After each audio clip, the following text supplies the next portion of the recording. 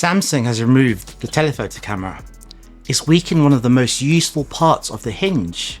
It's placed both speakers on the same side when the phone is open, and it's given this roughly £1,700 or $1,900 for a battery that looks fairly ordinary besides some of its competition. So naturally, my first thought was, Samsung has ruined the Galaxy Fold, because these are not tiny changes. They affect how you take photos, how you prop up the phone, how video sound, and how confidently you use that enormous inner display. But after actually using the Fold 8, something unexpected happened. I started reaching for the features Samsung had improved far more often than I missed some of the things it had removed. And that left me with a slightly uncomfortable question. Has Samsung weakened its most recent foldable? Or has it finally understood how people really want to use one? Because the Fold 8 might be worse in some ways than the Folds that came before it, but it might be a much better phone. And whether this is a brilliant redesign or a £1,700 mistake depends entirely on which of those matter more to you. Let's get into it. For years, the standard book-style foldable has been designed in the form factor of a very expensive TV remote. The early cover screens were incredibly narrow. You could use them, yes, but they really felt like a normal candy bar phone. The outside screen was something you tolerated. The real experience began when you unfolded it, and the sales pitch was normally productivity. Open 3 applications, drag something from one window to another, reply to an email while watching a video, and checking your calendar. All very impressive, all very clever. They're presented as, I guess, miniature workstations, even though many buyers really want 2 much simpler things. A comfortable everyday phone while it's closed, and a large screen when they want to watch, browse, or read something. Samsung appears to have designed the Fold 8 around this reality. The new passport style shape is wider and shorter. Closed, it feels less like a remote control and more like a compact normal phone. Open, it becomes a wide entertainment screen rather than a tall productivity canvas. But creating that device has required some fairly obvious sacrifices, and the Hinge is probably the clearest example. Going all the way back to the Galaxy Z Fold 2, that's right, 2, in 2020, Samsung's foldables could remain open at different angles. You could prop one up on a desk for a video, a call, or a quick photo. The Fold 8 is much springier and supports far fewer useful positions. Try to leave it at certain angles and it basically says, "I don't do flex mode, mate," before pushing itself open or closed. And I guess that's genuinely frustrating because flex mode was not a simple demonstration you used once and forgot about. It was useful. You could watch something hands-free, use the phone during a video call, take a group picture without carrying a tripod, or position the display towards you while the phone sat on a table. Now that Samsung has redesigned the Hinge and introduced its new Flex titanium display structure, and to be fair, the inner screen does look considerably flatter.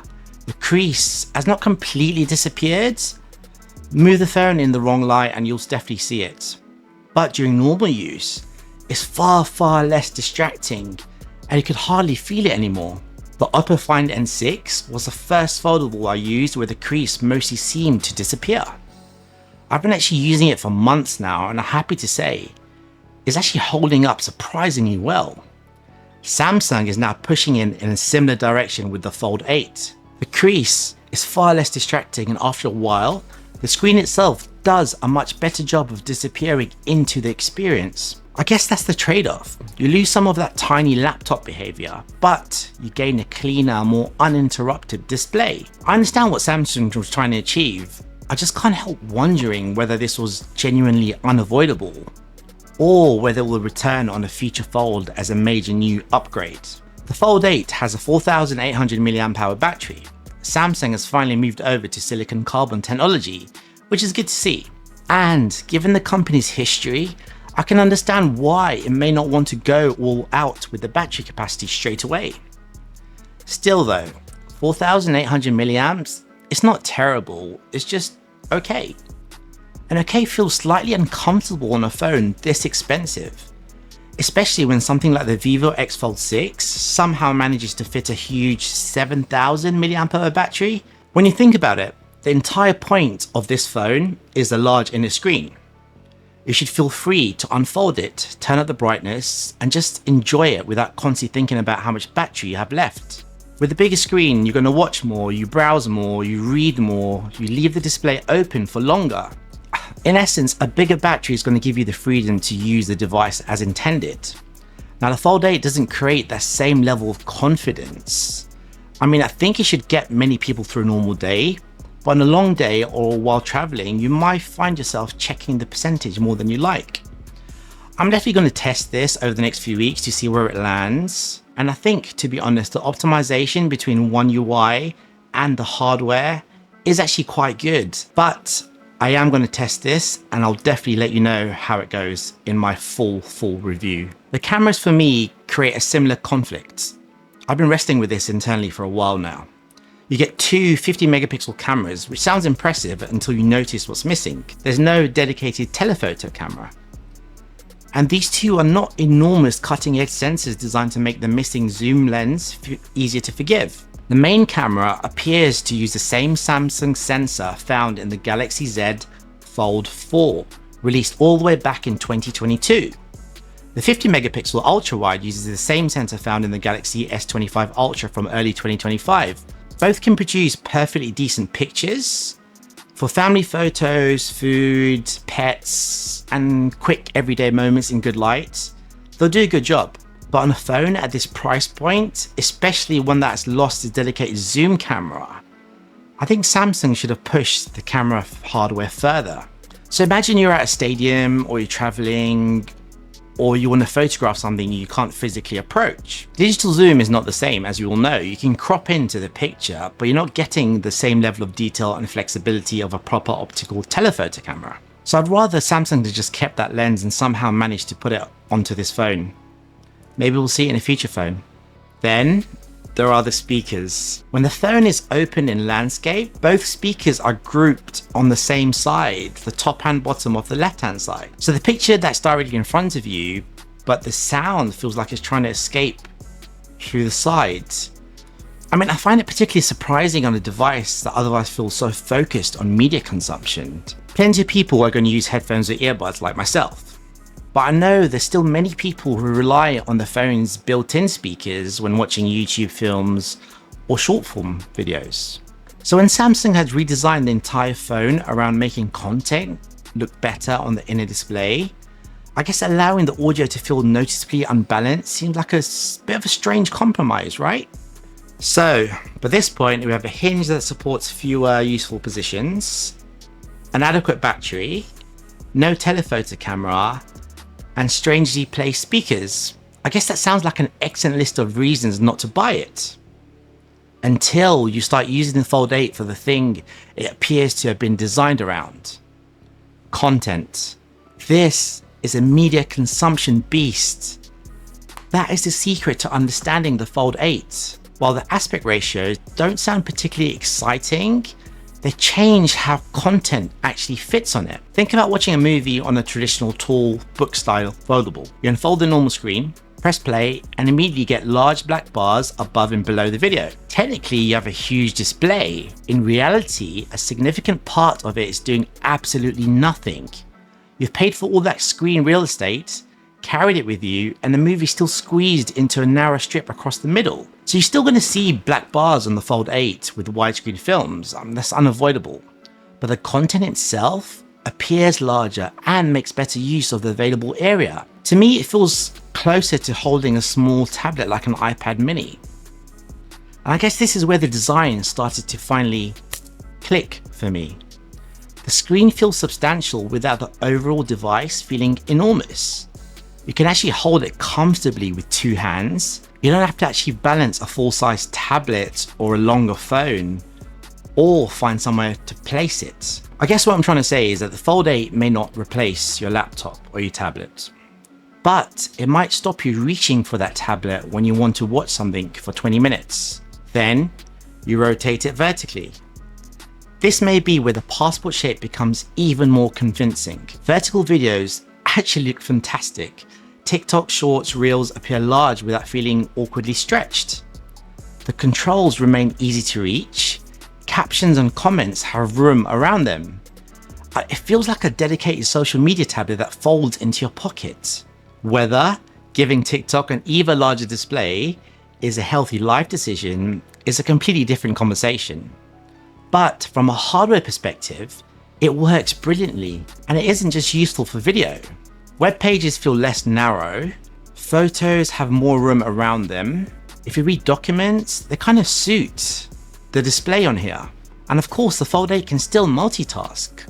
Samsung hasn't removed split screen apps, floating windows, or drag and drop features, so you can still actually do some work. The difference is that productivity no longer feels like the only explanation for why this phone exists. Entertainment is allowed to be the point. And honestly, that may be a much more realistic reason for many people to buy a foldable. The wider, shorter cover display changes the Fold 8 more than any specification can explain. I mean, it's only 5.5 inches, which doesn't sound particularly large by modern standards. And I guess that's the point. It's not trying to be another enormous slab phone. It's trying to be comfortable. On the Fold 8, the extra width makes typing feel far more natural and so much more comfortable. Here are some closing thoughts. In the past, for me, foldables normally felt like enthusiast devices because you had to adapt your behavior around them. With the Fold 8, because it weighs around 200 grams as well, Samsung has taken that unusual technology and made the everyday experience feel far more normal. And honestly, I think they've made the enthusiast device for everyone. It's still interesting enough for a person who loves unusual technology, but I think it's comfortable enough for someone who simply wants a good phone with a larger screen hidden inside it. And this is where my opinion changed. I began looking at everything Samsung had removed. The telephoto camera, the stiff hinge, the larger battery I wanted. I guess they haven't put that in yet, but you know what I mean. The familiar tall foldable shape. And then I started looking at what the new design solved. It solved a cramped keyboard, it solved the awkward cover display, it made content on the inner screen fit more naturally, and it made the device easier to carry. It doesn't erase those compromises, mind you, but it does kind of explain some of them. The Fold 8 might not be the most technically complete foldable Samsung could have made. It may be one of the most coherent though. So, should you buy it? That depends entirely on what you wanted the Fold 8 to be. If you're a hardcore power user, this may feel like the wrong direction. If you regularly prop your phone at different angles for calls, desk videos, all that stuff, the softer hinge is going to frustrate you. Crease is better, but the lost flexibility is still a genuine sacrifice. If you regularly take photos of distant subjects, portraits with that telephoto camera, you're going to miss it. And if maximum battery capacity is your priority, then probably have to look elsewhere. But if your priorities are different, the Fold 8 becomes much more compelling. If you want a foldable that feels comfortable and natural when closed, this actually works really, really well. And if you watch a lot of films, YouTube, TikTok, Shorts, Reels, the inner display feels designed around the content rather than a productivity demonstration. And finally, if you always liked the idea of a folding phone, but never wanted something shaped like a television remote, this may be the first one that feels normal. So no, I don't think Samsung ruined the Fold. I think Samsung stopped trying to make one foldable to suit every possible buyer. The Fold 8 gives up some of the features that made earlier models feel like tiny laptops and productivity machines. In return though, it becomes a better everyday phone and a better entertainment device.